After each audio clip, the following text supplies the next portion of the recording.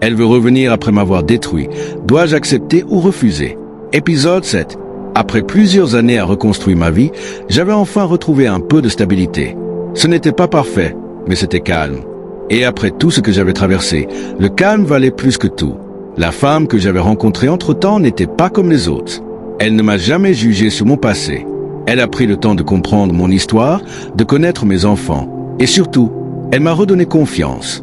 Petit à petit, elle a ramené quelque chose que je pensais avoir perdu. La paix. Avec elle, j'ai recommencé à sourire. J'ai recommencé à croire que la vie pouvait encore m'offrir quelque chose de bon. Et après un moment, on a décidé d'aller plus loin. On a parlé de mariage. On a commencé à organiser les fiançailles. Ce jour-là, j'étais prêt.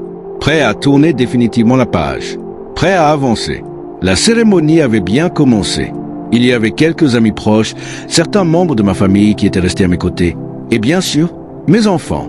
L'ambiance était belle, simple, sincère. Je regardais autour de moi et je me disais que malgré tout, j'avais réussi à reconstruire quelque chose. Mais la vie a encore décidé de me surprendre. Il était environ 19 heures quand tout a basculé. On a entendu du bruit à l'entrée. Au début, personne n'a fait attention. Puis les regards ont commencé à se tourner. Et là, je l'ai vue.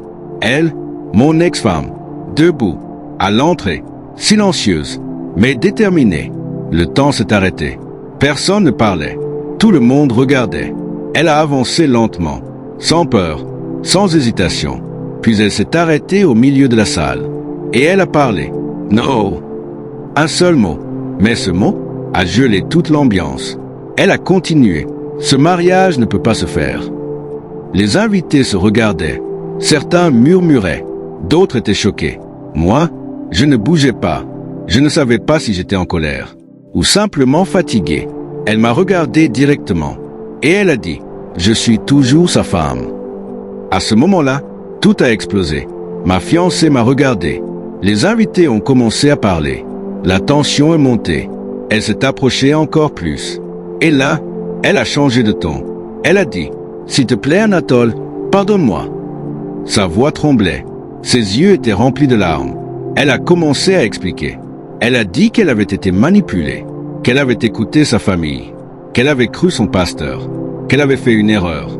Elle a dit, « On nous a détruits et j'ai participé. » Le silence est revenu, mais cette fois, ce n'était plus le même silence. C'était un silence lourd, un silence rempli de jugement. Je regardais cette femme, celle avec qui j'ai passé 15 ans de ma vie, et en même temps, je regardais celle qui était à côté de moi, celle qui m'a aidé à me relever. Je me suis retrouvé au milieu, entre le passé et le présent, entre la douleur et la reconstruction.